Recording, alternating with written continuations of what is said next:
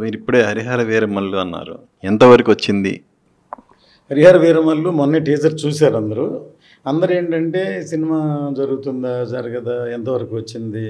ఏంటి? అని రకరకాల గ్యాసిప్స్ అని కాదు, వాళ్ళ తప్పు కూడా కాదు. డిలే అవ్వడంతోటి కారణంతోటి అనుకుంటున్నారు. వాళ్ళు యాక్చువల్‌గా మేము అప్డేట్ ఎప్పటికప్పుడు మేము ఉన్నాం, మేము వస్తున్నాం, మేము చేస్తున్నాం, ఇది ఇక్కడ ఉందని ప్రతిసారి మనం చెప్పుకోవాల్సిన అవసరం లేదు.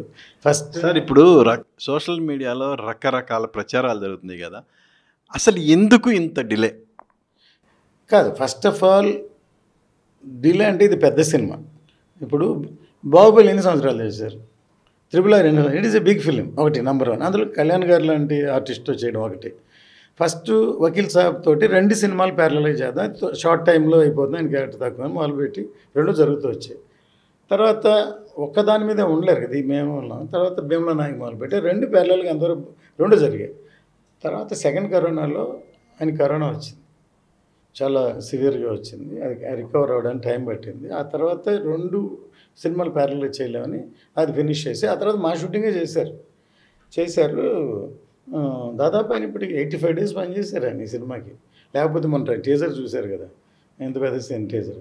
ఆ తర్వాత చిన్న షార్ట్ టైంలో ఆయన ప్యారలల్ చేసి లోపు ఎలక్షన్ వచ్చింది.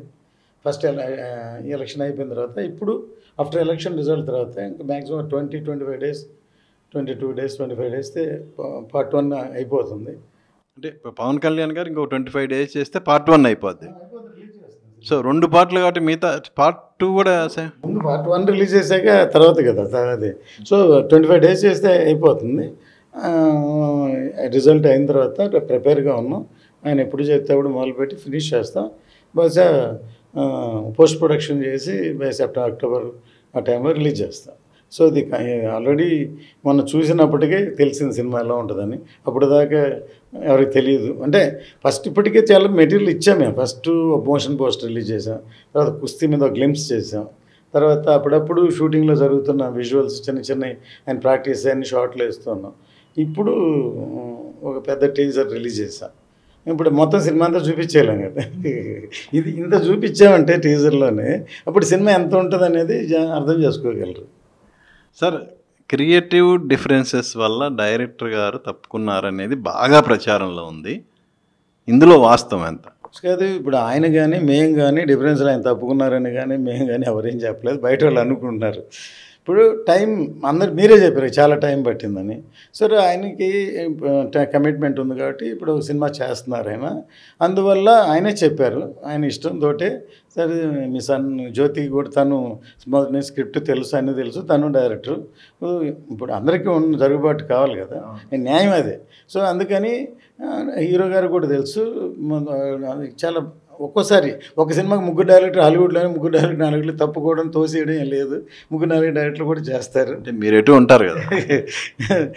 అది న్యాచురల్. కళ్యాణ్ గారు డైరెక్టరే, నేను డైరెక్టరే, జ్యోతి డైరెక్టరే, అందరం ఉన్నాం కాబట్టి అంత ఈజీగా సినిమాని ఏదో వదిలిపెట్టేవాళ్ళని ఇలాంటి సినిమాలు తీయం కాబట్టి it's going to block buster. Cinema చాలా బాగుంది, చాలా పెద్ద రేంజ్లో ఉంటుంది. ఖచ్చితంగా త్వరలో ఫినిష్ చేస్తాం. ఖచ్చితంగా సినిమా ఇయర్లో రిలీజ్ అవుతుంది. ఇట్ ఈజ్ పవన్ కళ్యాణ్ గారి అభిమానులకి చాలా ఇంతవరకు అయినటువంటి గెటప్లు అందరూ ఆల్రెడీ చెప్తున్నారు, గెటప్లో చూడలేదు సార్. అసలు మొన్న టీజర్లో చూస్తే 2 చేతులతోటి కత్తులతో ఫైట్ చేసి ఎవరు చేయలేరు అలాగూ. ఆయన ఈ సినిమాకి చాలా కష్టపడారు కళ్యాణ్ గారు.